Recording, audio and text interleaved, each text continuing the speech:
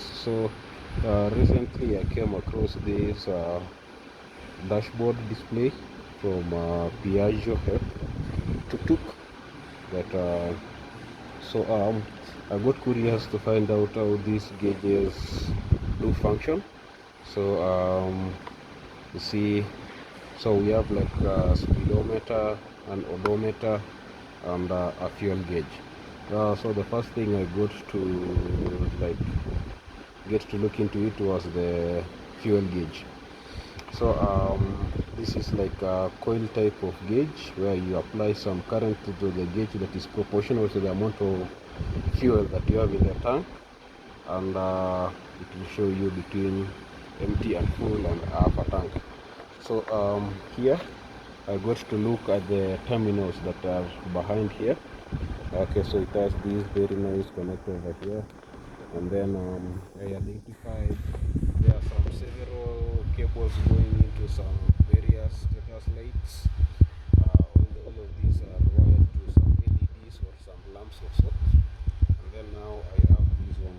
Okay, this one, I think one of these connections will go to the speedometer, but I was able to identify which one goes to the coil of the fuel gauge. So I have three terminals here.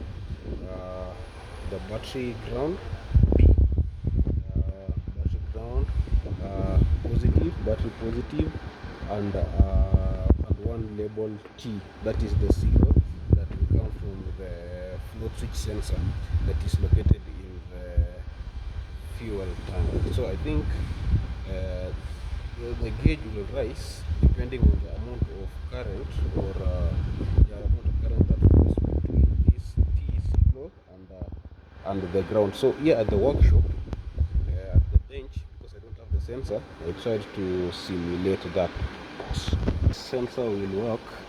I love my fuel gauge over here, and then this is our empty, full, and half a tank.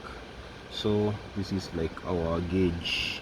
So this is our gauge. So here at the back, depending on the gauges that I've shown you, like you have the ground,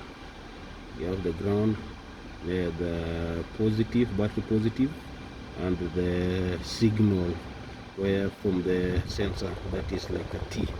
So how I'm going to, because I'll think the fuel switch, the float switch that is in the tank will have like something of this sort. So like this is like a float, this is like a float switch.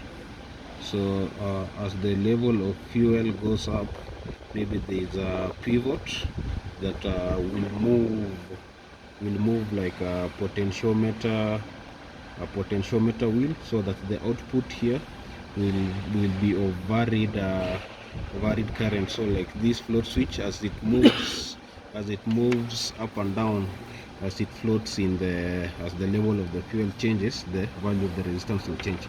So I think I will simulate that float switch using a 10K potentiometer that I have here at the bench. So here is what I'll do. So we'll have our battery over here.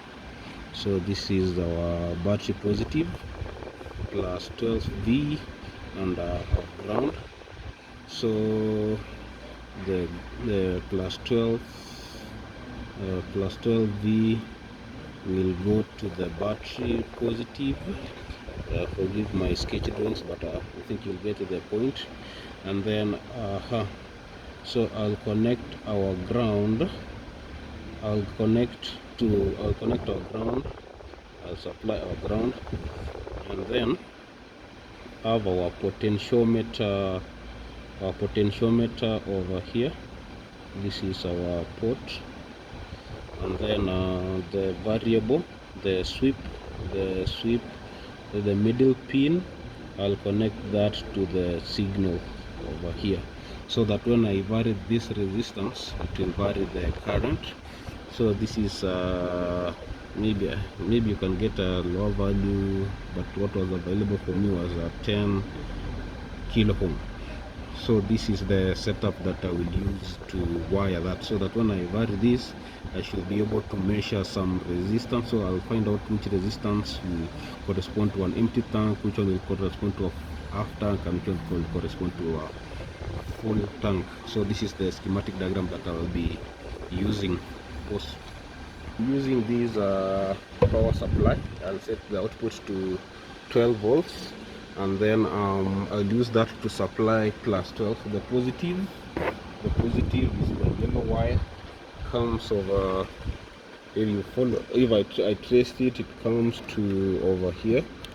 This is the positive, and then over here, the positive cable is the battery. Positive is the green, is the orange yellow, and it's orange green. This one comes over to this connector over here, comes out as the yellow, that goes to the positive. We have the black wire for the ground. The black wire for the ground comes over here through this connector, and then out through here to the negative connection of the power supply. And then also I take another negative connection from the power supply to the middle pin. This is our 10K potentiometer. Okay, this one is a low power potentiometer. So one of the pins, the left pin, will go to one of the the left pin will go to this connection, and then the middle one, the one that connects to the wiper, so that I can vary the resistance, will go to the yellow, and then I connect it to this green, black, then comes to the purple wire over here, and the purple wire comes to the T, to the transmitter. So that, like, this is the cable that comes from the connector. So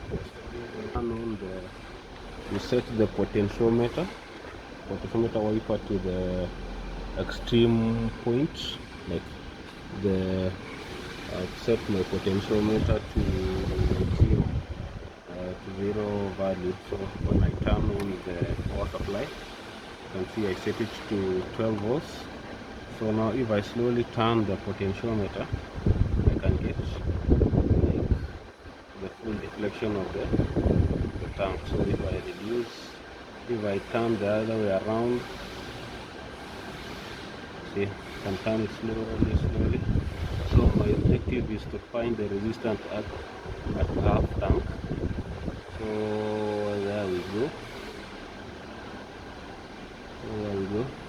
So that is the half tank value. So we want to determine the value when the tank's fuel level is half the capacity. We determine the resistance. So to do that, so leave that here. Do not count the potentiometer. Turn off the power supply, and then you take your probes, and then you put it into the meter. So from that, see, I pointed. I'm probing here. I'm probing here, and here to measure the multimeter. So these are the multimeter leads.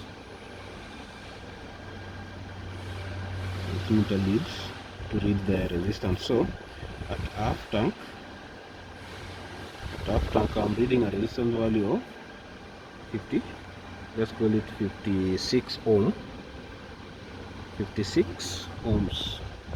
So let's see what we'll have at full tank. At full tank, let's see what we'll have. So remove the meter probes. Turn back the power supply back on. See, it's slowly rising up. Slowly rising. Yeah, it should slowly rise up to half the tank. So if I do like a full tank deflection, we call that the full tank. So see, the gauge is steady at full tank. So let's see, we get which resistance value over there. So let it settle at steady state. so that is empty full tank. Okay, turn off the power supply, turn the probes.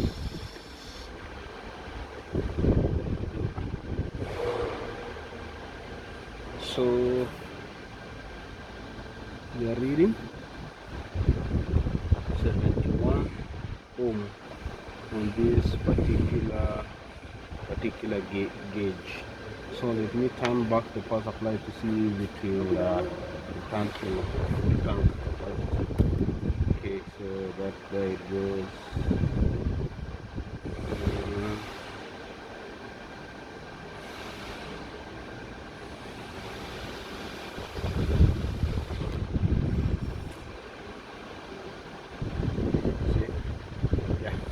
Settles back at so between full tank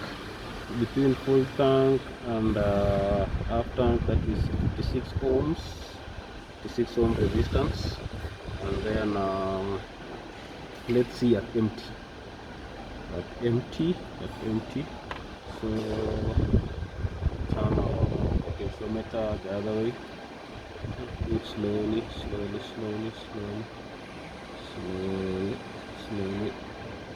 There it is.